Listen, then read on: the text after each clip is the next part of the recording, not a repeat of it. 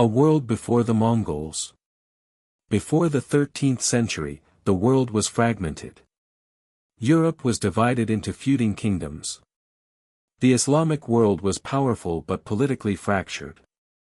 China was wealthy, advanced, and protected by walls and armies. Travel between these worlds was slow, dangerous, and rare. Most people never ventured more than a few miles from their birthplace. No one imagined that a single power could unite these distant lands. But far from the great cities, on the cold, endless grasslands of Central Asia, a force was quietly forming. A force that would create the largest land empire in human history. Life on the steppe, forged by harshness. The Mongols were nomads. They lived in jairs, felt tents that could be packed and moved within hours. They followed their animals, not borders. They survived on meat, milk, and blood drawn from horses in times of need. Winter killed without mercy. Drought meant starvation. Weakness was fatal. From birth, Mongol children learned to ride and shoot. By adolescence, they could hit targets while galloping at full speed. The steppe did not reward comfort. It rewarded endurance. This harsh life created warriors unlike any the world had seen. The rise of Genghis Khan. Around 1162, a boy named Temujin was born into hardship. His father was poisoned. His family was abandoned by their tribe. They survived on roots, fish, and sheer will. Temujin learned early that loyalty mattered more than noble blood. As he grew, he gathered followers not by lineage, but by ability. A revolutionary idea in a medieval world obsessed with birthright. In 1206, the Mongol tribes gathered and proclaimed him Genghis Khan, universal ruler. For the first time, the steppe was united. What followed would shake the foundations of civilization. The first conquests. The Mongols did not conquer slowly.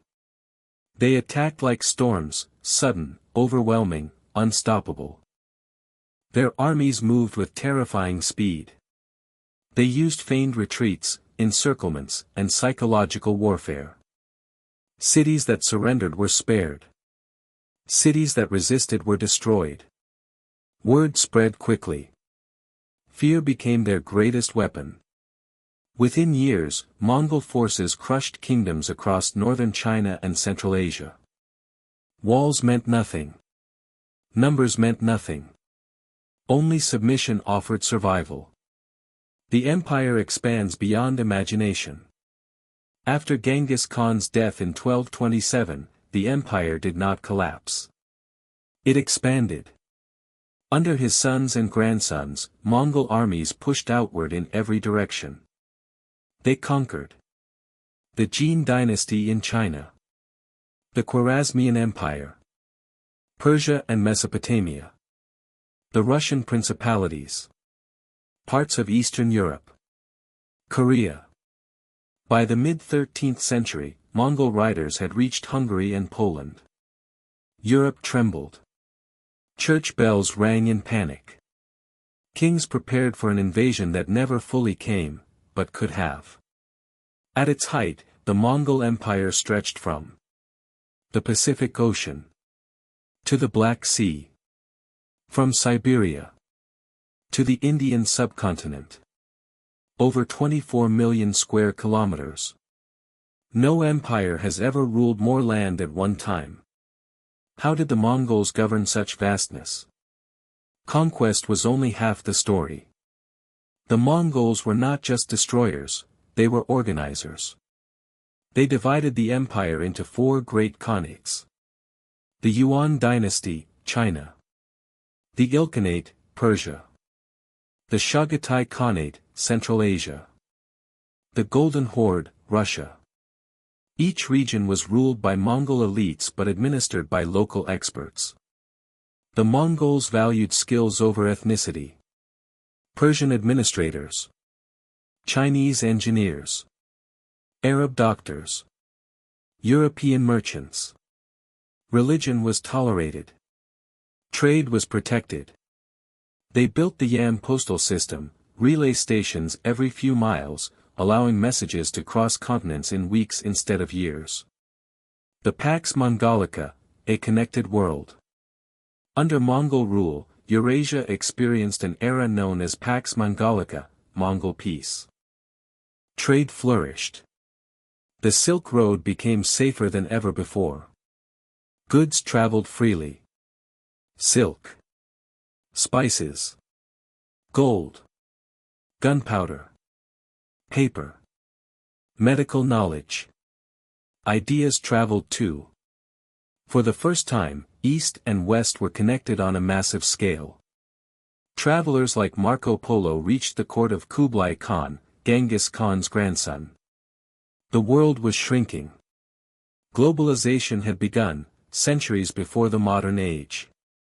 The dark cost of vastness. Yet the vastness of the empire came at an enormous cost. Entire cities were erased. Libraries burned. Populations vanished.